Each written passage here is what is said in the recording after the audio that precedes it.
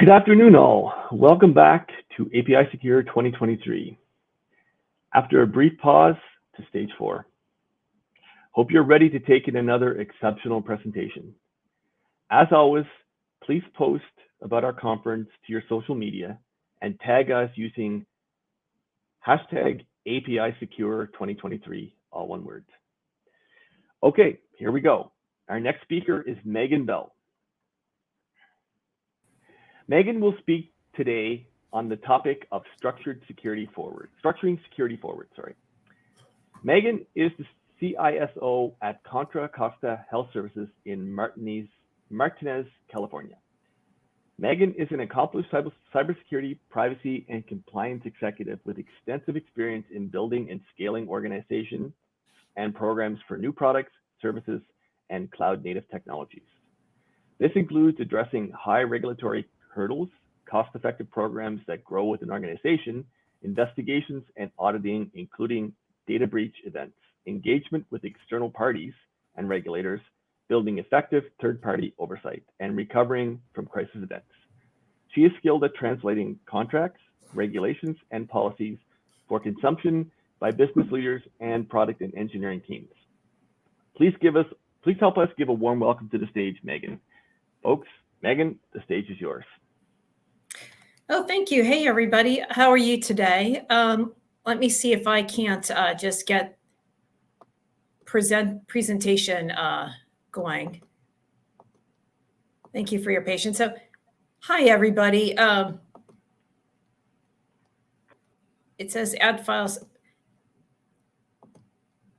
Okay, so hi, everybody. I'll just introduce myself while I'm working just through the slides. So I currently work as a Chief Information Security Officer at a regional healthcare organization in the San Francisco Bay Area.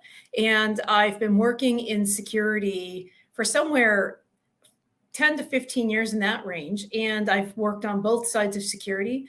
I've worked in the reactive side as a consultant, from data breaches, investigations, litigation, advising, doing readiness assessments, to working inside an organization to build security programs. And I have found that my preferred role, and we all have different choices that we make, I like building security programs. I love the challenge, and I like that idea that at the end of the day, I can make a difference in maybe preventing some bad events. So I am having problems with slides, and what I'd like to do perhaps is see if I can't present from my shared screen. So thank you, everybody, for your patience with this.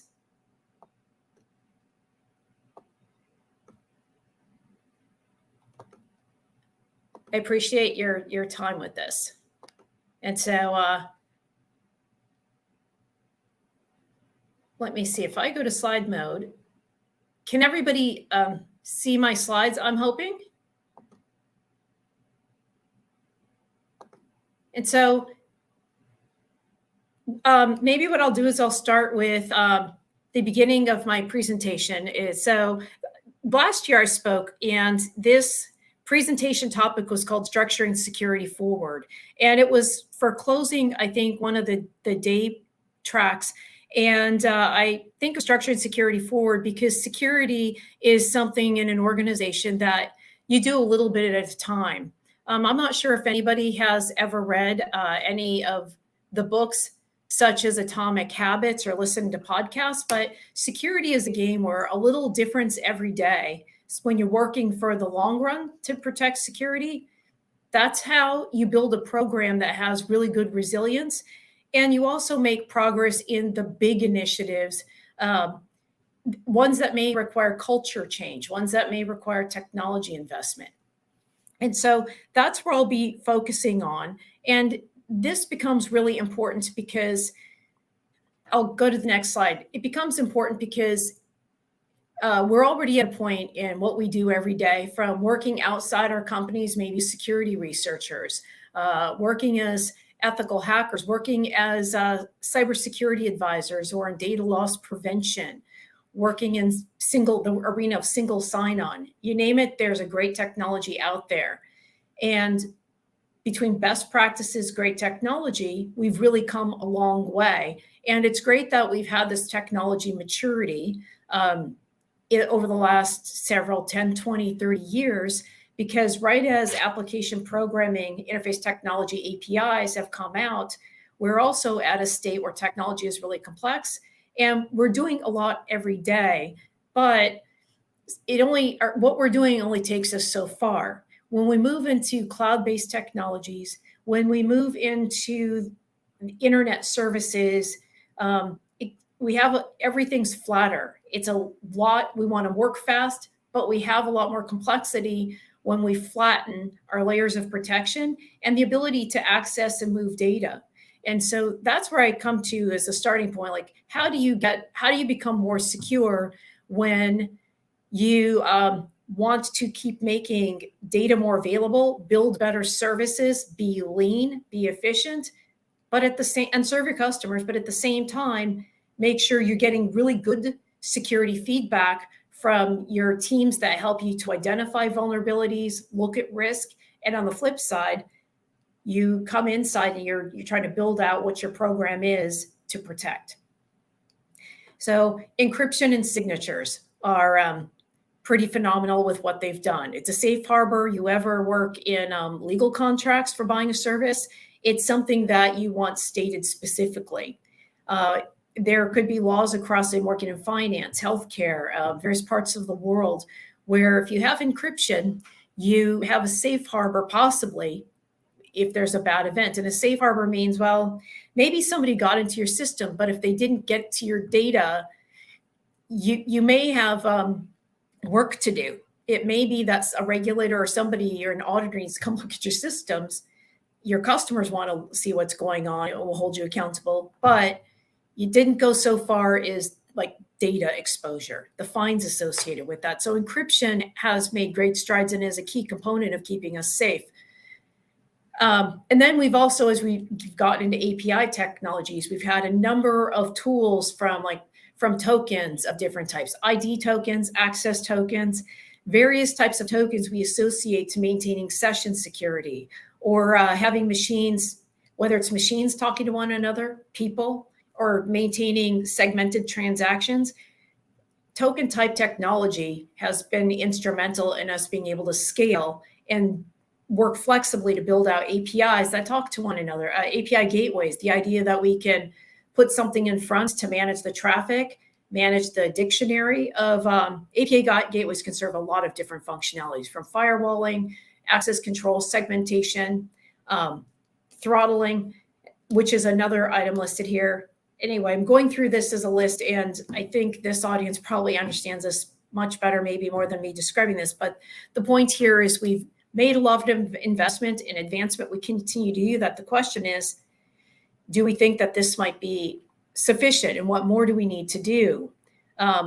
It brings us to a point where if you're going to design a new product or you're onboarding a new technology in your organization, whether it's banking, again, healthcare, maybe think retail, any service industry you can think of, we run into a point where you say, hey, we have something new here. We have a new product feature we want to build.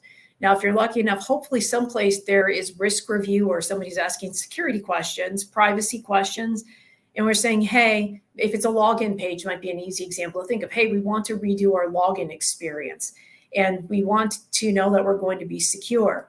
Can you come in and help us take a look at this? Whoever's helping to support security, privacy, maybe it's one of the software engineers that you work with who has domain knowledge. Getting a checklist is part of the equation, but getting a checklist and knowing that your infrastructure works is not enough. It's not enough in reacting fast, working in just a 2-week schedule. Hey, if we get this locked down and we've got our MVP ready to go, boom, 2 weeks out, we can do a whole new API service. We often miss, by not taking a little bit of extra time, adding a little bit of friction, we miss things like business logic challenges. We may not even be aware of the different types of users that we have. Do we know what our personas are? Since our products evolve as we build them, are we taking some steps back regularly to come back and as we're building a product, step back? Are we getting our users? Do we need to make changes that maybe there's a little bit of tech debt, but it's worth it because it keeps us more secure. And that then goes into authentication and authorization challenges. Are we using something, if we're using an open source service, are we doing enough risk assessment than if we're using something that's enterprise based where like some of the risk is baked into the cost of that purchase? Source code security. As we're moving fast, we're building new services. Are we working on the most solid ground? And it could go back from the originating, hey, what's our code base? Are we going to be in somewhere in a Microsoft C#, or are we going to go Node.js? Are we going to go React? Lots of different, do we need to be in Swift? There's a lot of Android, lots of choices out there depending on our target audience, the devices, what other infrastructure services we have in the back end. So we'll make a choice, but at the same time, we also need to look at source code from the ground up in terms of how we make our technology choice stacks. And then when we choose our code repository structures and how we're going to work, and this could even be in data science, like Python, for instance. The next part of that is you have to be willing to support that source code. You have to have the right repository tools in place and great practices to manage the pipeline of code development and integrations that go along with that. And then the other part, staffing permissions. In today's world, we're building out APIs. It's not unusual for developers to have extensive permissions. That is necessary to do a lot of work, but it also creates a lot of risk. You end up with excessive permission, or maybe not thinking about it, but privilege escalation risk. And if you're working in, let's say, the US, but you've got your development staff in another country, are you allowed to take that risk? It's not uncommon, but in today's world, again, where you've got your compliance team saying, where do you do business? Where do you develop? And putting in contracts, you can only be in this country or that country, and they write it into the contracts. It starts creating issues that become really hairy when you just want to build a product and move forward. And then we want to think of like APIs, excessive data exposure. In healthcare in the US, this is broad, but it's specifically in the legal language in what's called the privacy rule, minimum necessary. You want to build your services, get the right data in, but don't go too far. Don't give out everything.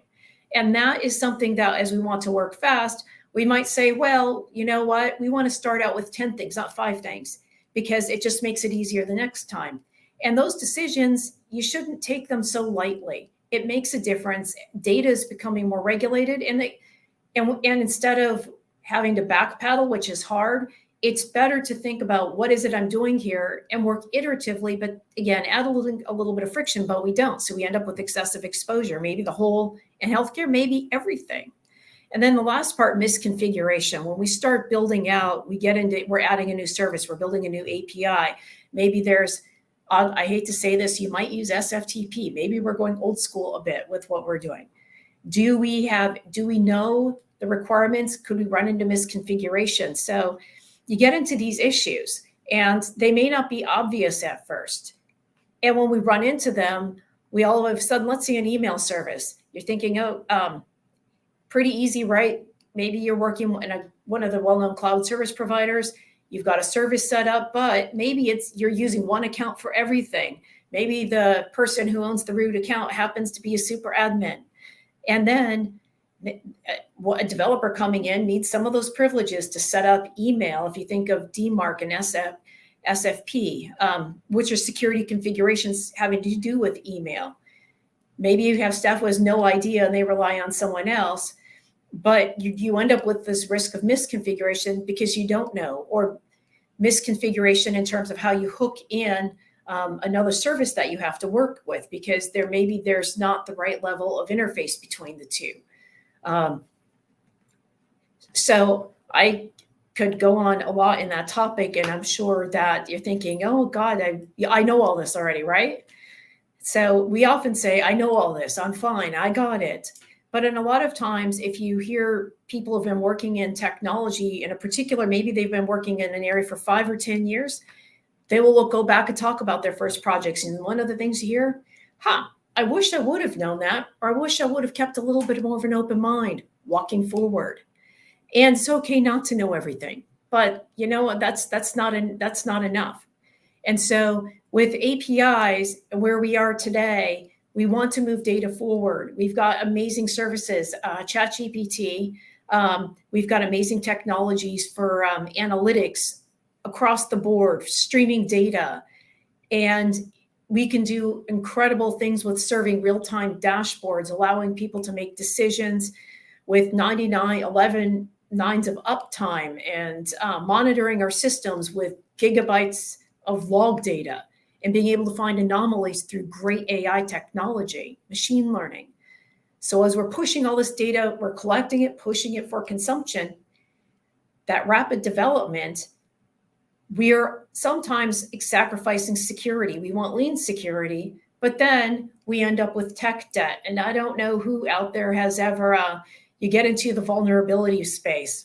Maybe you're working with a company where it's really strict. Every time there's a critical vulnerability, some executive actually has to sign off on it, right?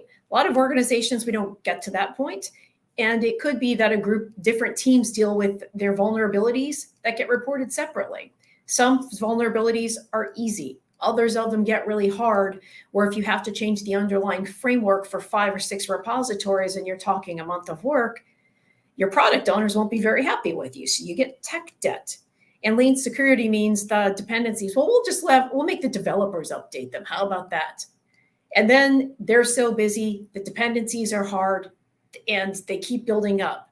You use the tool for monitoring the dependencies, and you're saying, well, I've read some of this stuff doesn't apply to us. We don't use that function.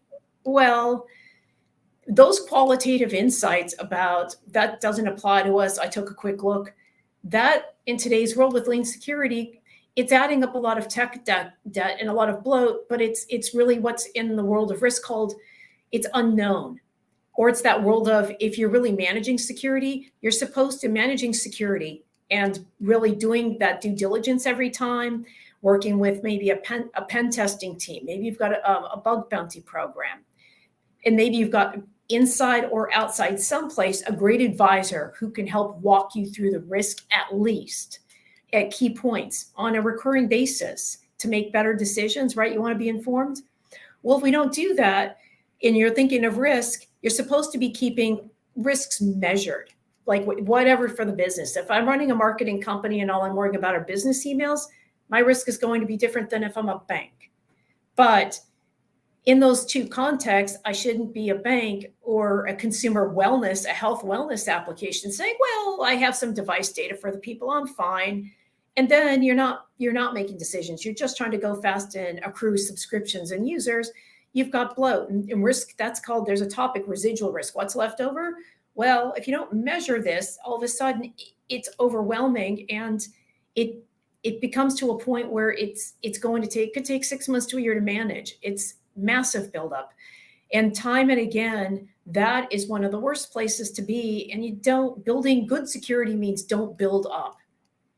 And it also works against for creating lean security, where you're really trying to work fast and stay safe given whatever service it is you're building on. And so this is where, as we build forward with APIs, and we love the flexibility, we like being able to customize and really meet customers' meaningful needs quickly. We can't just say, I have a check mark, great. My developers are trained, great, I'm done. And by the way, I'm going to start teaching them infrastructure because I would like to do serverless security. So they're going to get lots of permissions. We're not going to have a backend server anymore. My developer is going to know networking, access permissions. They're going to know everything about serverless, and they're going to deliver these orchestrated events that are really quick and responsive. And I'm done. That's a lot of load to put on one developer. And with a checklist, you could be pushing responsibility, but with that, training may not be enough. And is that the right thing to do? So as you're making these decisions, sometimes what we want to do is rethink what security means so we can keep moving forward. And we do so with the right mindset and with really thinking about, okay, where do I fall? Where do my products fall relative to risk? How much information, how much personal information, let's say, or confidential information for a government or a company, am I doing the right thing? And that's a question you want to be asking yourself. So you have to change the way you're thinking. Today, when we're working at the level of data, we want to be thinking about, well, what's the life cycle of my data, birth to death? And I don't want to be multiplying data. I'd rather rehydrate data from one source to an endpoint for presentation. But you want to think about that life cycle. You don't need to keep it forever either. So don't be afraid to do cleanup. And if it's new information that's of value, you want to track that. Also connections. As we flatten out, we're building a lot more connectivity. We think spider webs. It's not just pipes, vertical lines, servers, a few things talking to one another with a couple firewalls in between. More connections, more integrations across more software services. A lot of times it's hard for the business to know, hey, how do these services connect? I'm not going to pay $10,000 or $20,000 for this great asset management program that also has visualization. I'm going to hope that the diagrams that I get, the list of services that connect from my developer team, I'm going to hope that's enough. Well, that often doesn't describe the risk of the interconnections from that with your customers to your supply chain. And then lastly, there's kind of interactions. Within transactions, you may have these one-off sessions that take place. So between life cycles, connections, and interactions, you want to start thinking deeper and really at these data layers, at these integration interfaces, so to speak. And this is where lean security, to practice this well, you have to be able to manage your volume of knowledge that you have, and then how that's going to operate across, especially with less staff. How are you going to do that with the complexity that introduces? And you want to automate, but automate doesn't mean forget. So lean security and practicing this real time, sure, we can do this, but we have to change the way that we think, and we have to manage across a few different levels, and probably do maybe more bookkeeping that we like than on a regular basis. If you think of an accounting and finance, what's great about accounting and finance, if you've ever heard the term general ledger, there's this whole system of how to catalog and track data. And if we're going to run lean, then in some ways we have to really try to figure out, how do we keep accounting for ourselves to make it easy on us for all the complexity that we're flattening out, and we want to be efficient on. And so I put this up here not to say that security is about being immune systems, because there's been a lot of publication on immune systems and security, but there is a learning here, and it's not that immune systems mean this is the way we should operate. It's more like the architecture or the learnings that you take away. So like in immune systems, one great inference I've read someplace is that immune systems, we should be cautious using them in security, is because immune systems have whitelisting. It's allow all. Security is about deny all, then allow. And so even though there's these really good lessons about what does immunity mean from like how the functionality and processes work, there are some takeaways that really do apply, and that's kind of where I'll be focusing, and that's why I reference immune systems as a topic, and as thinking of how can we bring in different ways of thinking to make sure that we can really build better security that is more lean and efficient and accounts for things like compliance and privacy and good data quality and governance. And so immune systems, they give us protection, right? They rove around. And as we're building out security, we're trying to build protections. We're trying to use our favorite CI, the triad: confidentiality, integrity, availability. You go to school, that you hear this every lesson, and you talk about everything you learn about security. It always goes back to protection.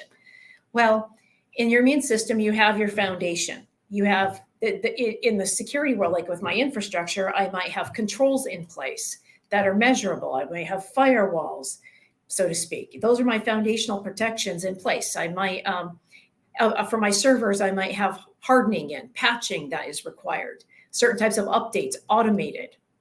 So I need a good foundation, whatever that may be, for the technology stack that I have. Then the next part of that is, great, I have a foundation, but I need to be able to change. Change is important because technology changes. Anytime I have something new come in, I have to go in a little bit eyes wide open. I should not assume one thing is like another thing. That's like saying a social security number is like a zip code. They're not. They are both personally identifiable information, but they have different meanings from risk of exposure and handling. So being adaptive is important, and being aware of being adaptive on a regular basis. And then the last part, we still have sensors out there. We want to know that we have information collection happening in and around, so that we are alerting, informing ourselves to the best that we can of unusual things that happen. And so we have systems that allow us to support us. And, this is where, again, we're not saying that we should be immune systems for security. It would be great, self-healing and all, but we may not, that's maybe a part of what security should do. Security and relatedly compliance, data governance, what we're really coming in to do every day is we're coming in, you take a lesson here. We have certain functions that we do.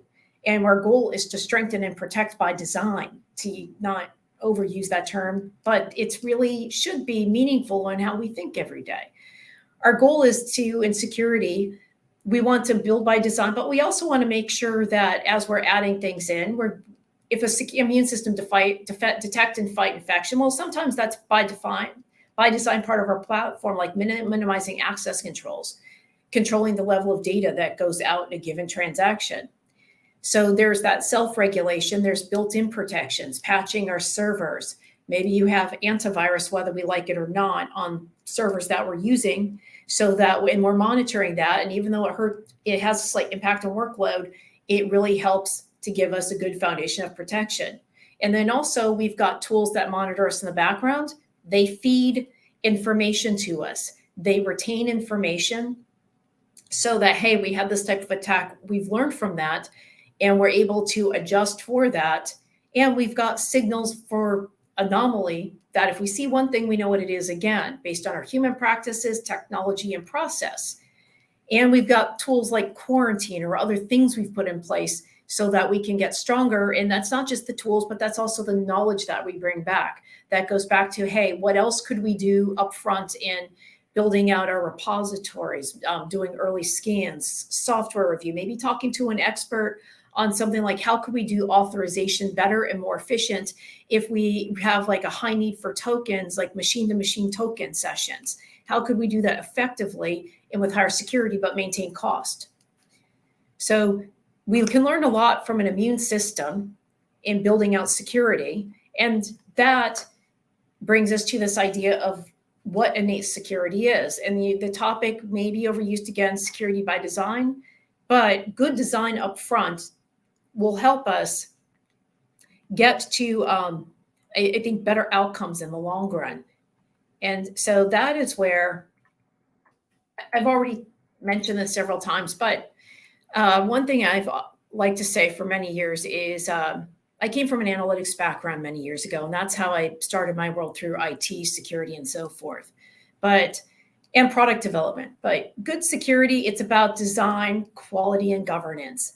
Sometimes we hear these terms and we think, oh, well, that belongs in like a corner office. Oh, the data governance people are over here. Wait, we're lean. We don't have this extra stuff. But I put governance in quote for that reason. Design up front, even if you're working lean, MVP. It's when you create a repository inside your organization. Do you use templates? Do you try to practice consistency? When there's a big change, let's say you've got a support team, let's say you've created a new service where you want your customers to be able to add users to your service through self-service portals. Have you thought about the risk? Those users who are going to be in charge of adding users, maybe they have now an admin privilege. Have you thought about, do they need an onboarding process to know their obligations, like shared responsibility to working with you as a company or as an organization for your services? Those questions should take place up front. And if not, it's not too late. But and if you make changes, there's still things that have to be addressed. And let's say internally, now you're building out this new user support service for your customers. What for better self-help? Well, at the same time, what if you need internal staff now who need more access to these customers to help them out in case there were problems? And let's say it involves banking, healthcare, or regulated data. So now you have elevated privilege going on with trying to do these new services. And at that point, you need to look at change management. And while it may sound heavy, it's an important component to making sure that you've got the right design. You're not shortcutting, hey, let's just throw in the users, we'll flip a switch on some services and they're ready to go. And you focus on their training and they're logged in and they're helping customers and you're tracking tickets for their support. Hopefully it's more than that. It's that you've documented the process and that you've done an assessment, like what is the profile for like a privileged user, and that does support. And can you have 2 or 3 different levels of privilege? Does everybody need to have high privileges, or can you make it by customer, or maybe by service line, or by function? You do authorization, you work with customer data. And so you figure out like segmentation maybe as a strategy. While it may sound again like a lot of work, trying to do that lean, but doing that stuff up front, and data, the idea of governance, so that's kind of what that would also be. And then governance with data is important. If you're running lean, ultimately you're going to be working directly with data. Try not to create new data. If you were creating new data, maybe it's based on an analytical model or it's metrics associated with quality and product use or flow through the service. That information is new, great, but don't recreate the bucket of user data you have in your primary database if you can. Maybe your data warehousing might have some of that, but ideally, if you can really work from a single source of truth and you can curate that truth and use that as a governance strategy, you're more cost effective. It may be a harder thing to do, but you have less risk, and your security program, you have fewer assets to manage. So again, it enables run lean. And if you have a disaster, you could back up just your source of truth, and you're less likely to lose what you have and meeting your high availability, probably in today's world, near 99-point-something% uptime availability.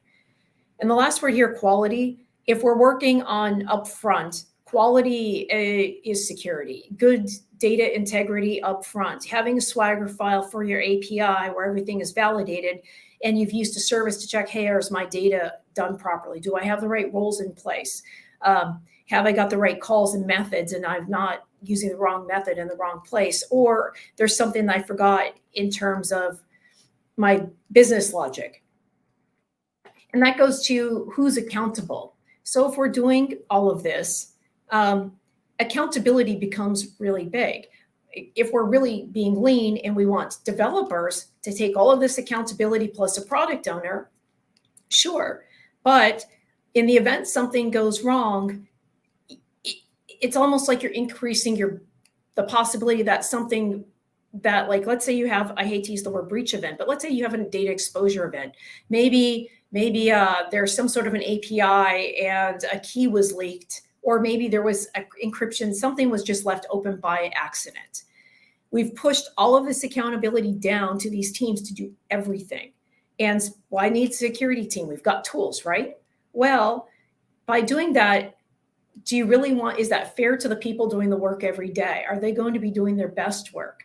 And so it's needing to identify what accountability means, but it's also having good supporting legs, and not just full technology, but if you don't want a security or other types of people in-house, find an external partner who can help. And there's a great world out there of teams to help as supporting cast members.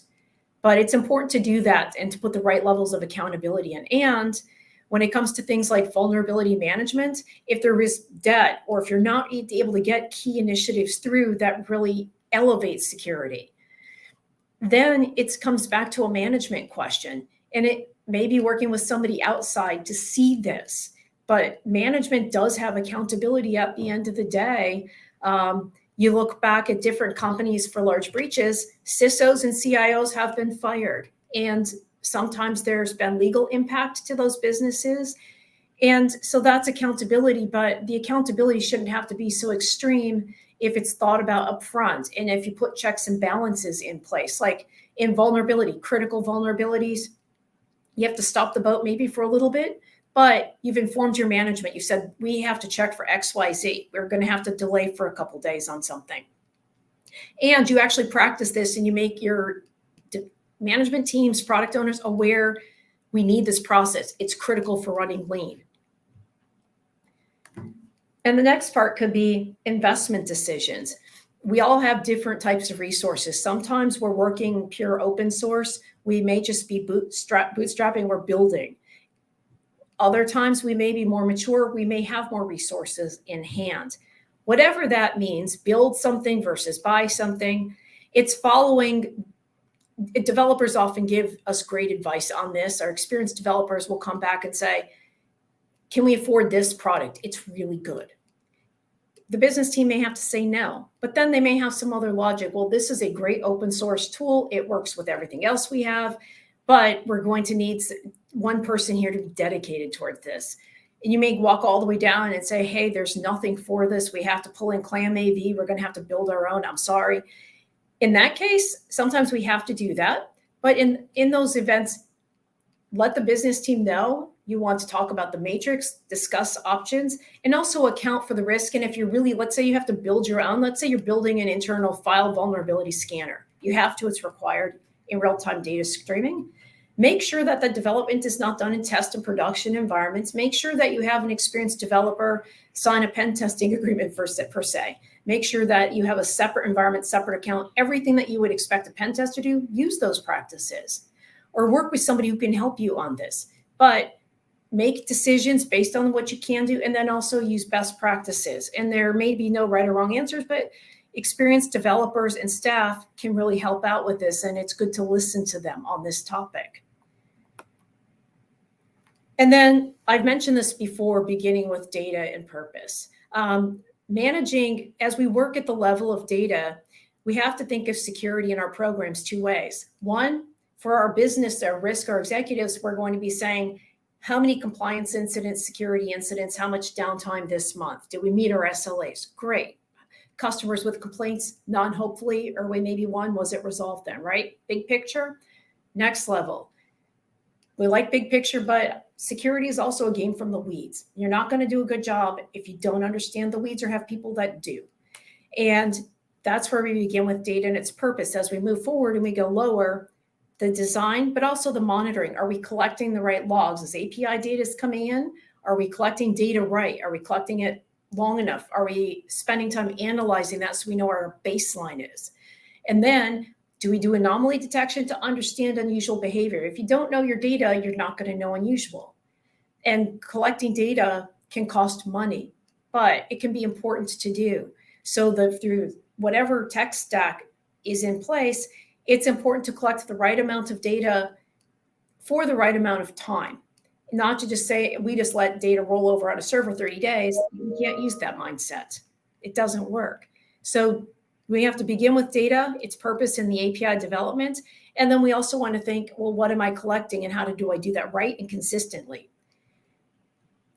And also have the right standards in place. So if I'm working with numeric values, I hopefully am not translating that or just calling everything varchar. Hopefully that doesn't happen, or talking directly to the database. But your right data elements, they're defined. You're using values that people understand when you write your code. You're documenting that in your repositories and your pull requests, and you're also dotting I's and crossing T's. And it sounds like a lot, it's not, but it really is called practicing good hygiene. And then as we go through, our APIs exist in ecosystems. And so this means system services, pieces and parts. I look at many cloud services today and my mind always goes back to Legos because there's so much that we have to know. And at the same time, just look, we came out with the White House issued a new cybersecurity strategy document this year. And inside they're saying consumers and businesses, they shouldn't have to bear all the burden. You know what? Those who are in charge of writing code, writing software, selling services should bear some of the burden. And I don't have any answers for that, but it brings a lot of questions like, how do we do our work up front? Are we really accurate if we ever have to do like a software bill of material? Are we dotting I's and crossing T's in a way that keeps our jobs lightweight?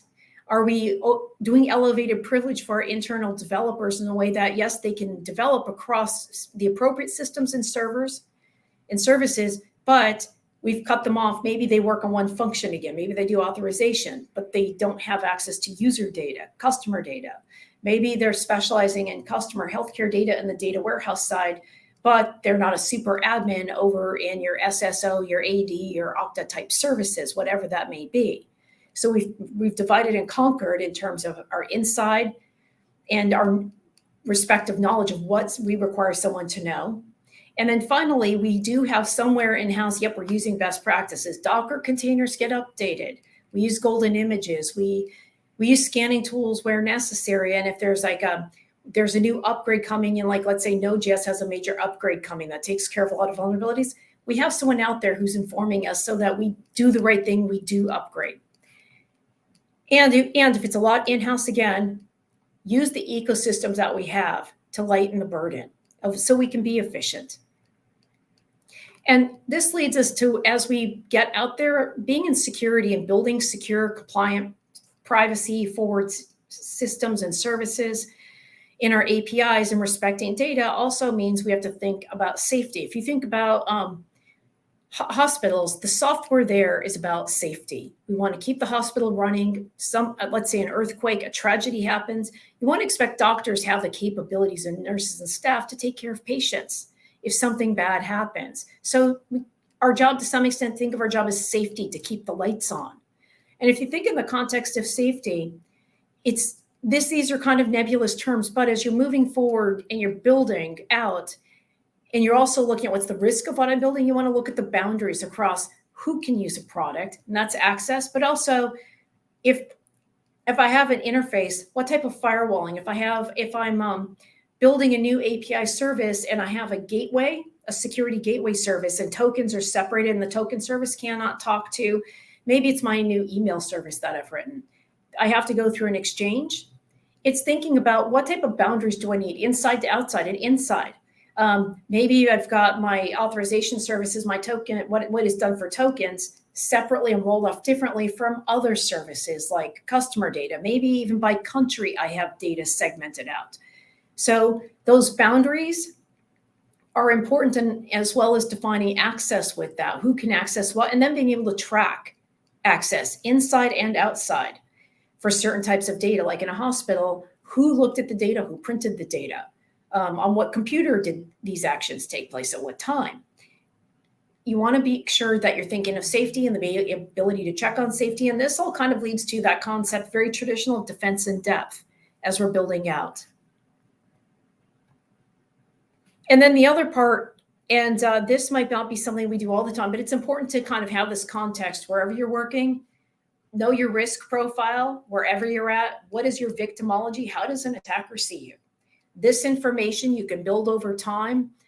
You can do it yourself. There's a lot of great services that can help understand attack surface, and can also talk about who's targeting your type of company, in your country, in your industry, in your region.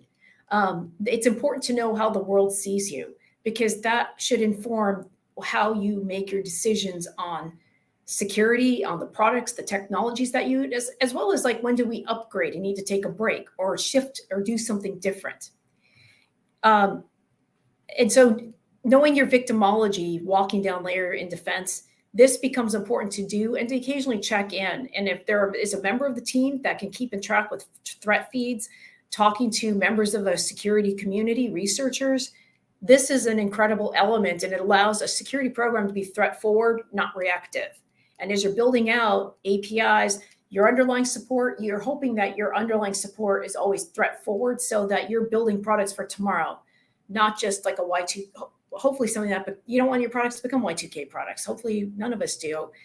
We want to be willing to change, but we get more bang for buck if we're building forward, not just, hey, we've got a customer, they've got a need, wait, we're done, look. And then also, I put this up specifically because data in transit, right now with the internet, we're all about streaming data. APIs really enable this, and they're the backbones of web browser technologies, as well as there are infrastructure service anymore. And with this infrastructure service now, one of the key things we want to think about, data, anytime data is in transit from collection, digestion, processing, we put ourselves at risk. We do use encryption. We use a lot of different things to protect data in transit. But as we're building out, one of the things we want to think about APIs, and this is like, how much data do you put out? How do you segment your data that goes to a browser? How do you know you're not showing too much? We want to think about segmentation, separation, and for our own services, and this is inside and outside, the use of firewalling services, what's allowed, what's denied, and then how do you monitor services? And so segmentation, again, it can be by function, by product, it could be by a user and a session. And we don't want to put a lot of burden, again, on users, but at the same time, we need to be really thoughtful about data in transit from point to point, from inside to outside, because our decisions and how we segment our data, separate using firewalls, using gateway technology, monitoring this. This is one of the best protections that we can put in place for when our data is most vulnerable. And this should be something that we think about often. And so if you're doing the use case of how does my data travel? What do my data flows look like? This is something you want to think about. What is one API service? How does it interact with another? Are they coming across? Are they isolated? How do we want them talking to one another? What about the data storage on the back end? How do we make that secure and accountable for different services? Do we have to do service handoff from outside to inside because of security risks? This should be a big ongoing topic from the tools, from the approaches that we do. And this would be something that we want to continue practicing for what risk means. And then finally, I would close out my session. There's this idea of security patterns. Design patterns are nothing new in software development. But I think my earlier slides on immune systems were based on thinking about what do we need to do for security. And I think of times where I've worked in building out services, just take we want to do a self-serve portal for our users. Maybe we have users maybe we do file upload through an internet site. Maybe it's automated from a customer's workbench. Files are uploaded to our system through API integrations. Maybe there's a login session for this as well if somebody needs to quickly add one user. But when we think about this, do we think about the human side, like, oh, the person in charge or the system in charge, now they have admin rights. Is that too much privilege? How do we validate that the people using and consuming our service through self-serve are the right people? And if they do something wrong, do they know that they have a responsibility possibly to tell us that there's an issue? What if they've had shared responsibility? Do we have that? And have we talked about this so our customers know if they have risk, their risk could be our risk? And so we need a shared responsibility model where everybody's on the same page. And it shouldn't just be in the contract. This should be an active conversation.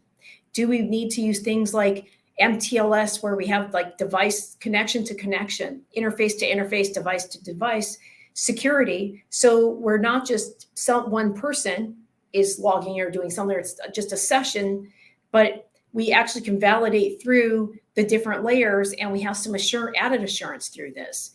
Whatever the patterns are in the needs, we should be thinking about that, bringing the data up front, thinking about doing risk assessment in some cases with a new service up front and documenting that, and also bringing contract language down sometimes right into where we're working and having a record of that. And then if we're getting rid of documentation, good practices up front. So it's about technology and practices in place, and looking at risk to the business, taking a little bit of time to check in occasionally if you're building onward, and then also making sure that you're allowing room to grow and really learning and keeping in touch with new technologies and new security risks and services that are out there as we evolve. And so this is kind of where I've left off. And so I thank you for taking your time today. I'm wondering if there's any if there's any questions or anything at this time.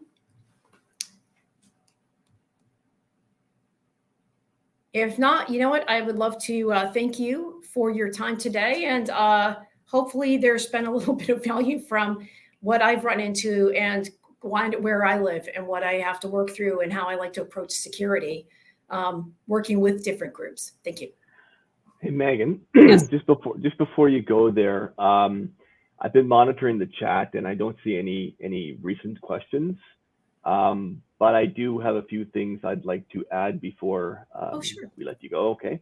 All right. So first off, that was a lot of great, useful nuggets in your talk. Really appreciate that. I'm sure I speak for anyone who's in the audience. On behalf of everyone, I'd like to take the time to thank you for educating us on this very important topic. And I don't see any, questions in the chat, but I have a few I'd like to throw out there, if you don't mind. You have a few minutes. Oh, sure. I can do my best. Awesome, thanks. So you mentioned user permissions. How often do you recommend an audit on both user accounts and permissions in terms of the passage of information, of people into and out of the organization?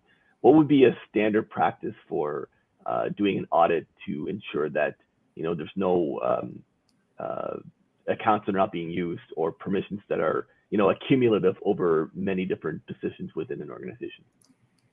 Right. That's a good question. And it's one of the hardest things to do, isn't it? With all of our systems, let's say if the average company has, 20 to 50 or 100 different services where you have different accounts, really tough to do. Because they don't always even join in. Let's say you use Active Directory, Okta, or some service like that. They don't all join together. And so you've got part of it you're unified on. Then you've got all these things you are separately logging into.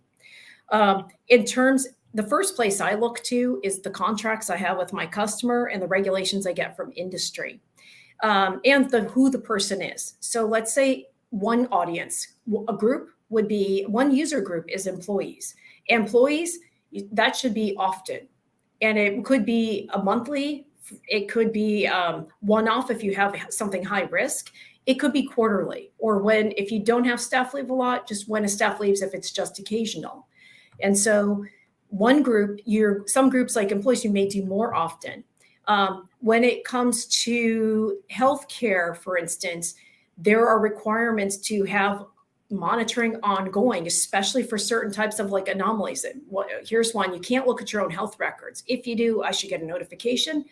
In that case, where you have these real-time use cases, you want to be real-time for the use cases that are required, and that's going to vary by industry. But with that, you also really need to invest in technology to find that. And then at a minimum, I would say for any user base, if you have a deletion event, let's say a customer is moving on, that's a good time from the customer's users to make sure you've honored their contract. Secondly, if you don't, at a minimum, once a year, you would want to do something active, because if you look across risk assessments, most risk assessments will say at least once a year. In a contract, many industries, at least once a year, or when there's a major change. So at least once a year, but it's also for key events to do this and for anything that's high risk. And then also, last part, whatever the company, your organization's contract says, that's really the probably one of the most important areas to complete, and you look to for guidance. Okay, so I'm gathering that it's very industry specific, and also according to the specific dictates in the contract or regulatory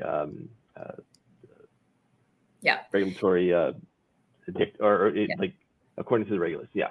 All right. And the last part I would say about this is, right now in the security world, there are a lot of new products and services that are coming out that are making user access reviews easier. And I would expect that. So that's something that I look at, and I think a lot of people do, because it's not something that is easy to do manually. So hopefully we'll see more technologies that allow us to be real time with this in the near future. That would be great. I mean, you lift a little bit of burden off, your security team and whatnot. So every little bit counts.